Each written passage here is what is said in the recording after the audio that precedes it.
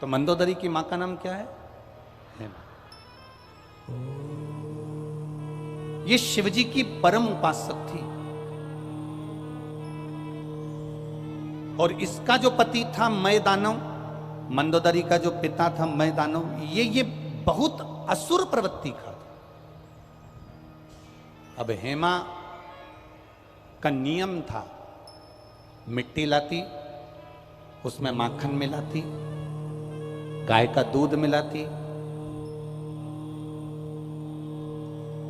थोड़ा सा गौ माता के गोबर को मिश्रण करती और उसमें थोड़ी सी भस्म मिलाकर मिट्टी को तैयार करती और हेमा शिवजी के शिवलिंग का निर्माण करती। जरा बहुत ध्यान देना,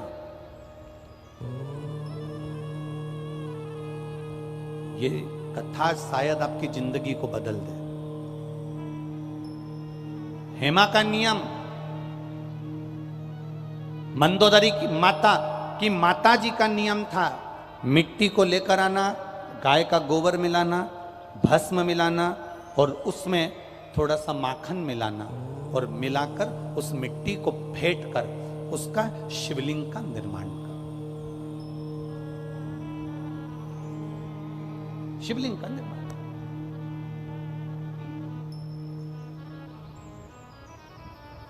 छोटी सी मंदोदरी, और मंदोदरी ने एक दिन अपनी माता जी से पूछ लिया था, मां अप्सरा थी हेमा?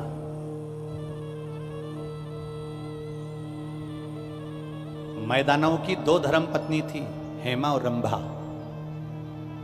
हेमा और रंभा दोनों अप्सरा थी। अब मंदोदरी भी बड़ी सुंदर थी। तो एक दिन मंदोदरी ने अपनी माँ से पूछ लिया, माँ तू मिट्टी लाती है, मिट्टी में माखन मिलाती है और माखन मिला के उसमें भस्म मिलाती है और उसमें गाय का गोबर मिलाकर तो मिश्रण कर कर पार्थिव लिंग का निर्माण करती है। माँ, इस पार्थिव लिंग के निर्माण का फल क्या मिल सकता?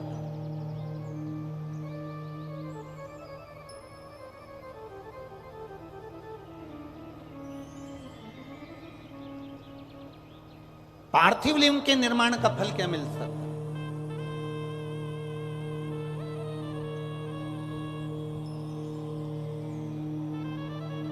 हेमा ने कहा कि मंदोदरी तू क्या चाहती है वो बता, तू चाहती क्या है वो बोल। मंदोदरी ने कहा, मां, नारी और पुरुष ये दोनों का मंगल विवाह होता है। नारी पहले जाती है, पुरुष पहले जाता है, ये तो किसी को नहीं मालूम, जो भाग्य में लिखा होता है वो होता है।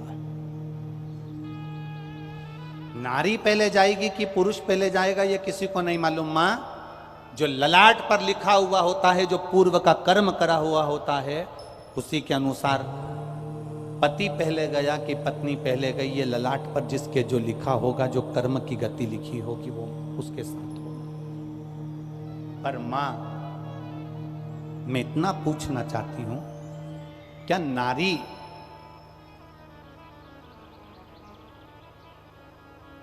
शिवलिंग का निर्माण करती है और उसका पूजन करती है, मान लो भूलवश, ऐसे तो नारी ये चाहती है कि वो अखंड सौभाग्यवती होकर जाए, पर कोई कारणवश नारी का पति अगर पहले चले गया और नारी अगर बाद में जा रही है, तो क्या मां शिवलिंग के निर्माण का कोई फल उसको प्राप्त हो सकता है? हेमा ने कहा, मैदानव की पत्नी हेमा अपनी बेटी मंदोदरी से कहती है, सुन मंदोदरी, पूरे आस्था चैनल पर जितने सुन रहे हो, जितने फेसबुक यूट्यूब पर सुन रहे हो, जितने लाखों की संख्या में इस दतिया में श्रवण कर रहे हो माँ पीताम्बरा की गोद में, ध्यान से सुनना। माँ हेमा अपनी बेटी मंदोदरी से कहती है, मंदोदरी सुन,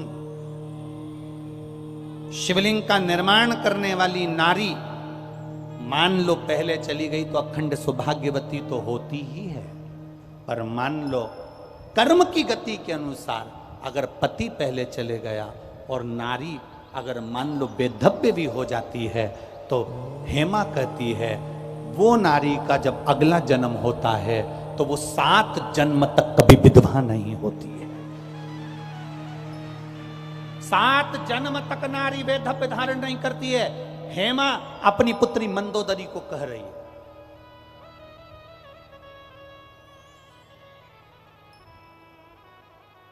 पंच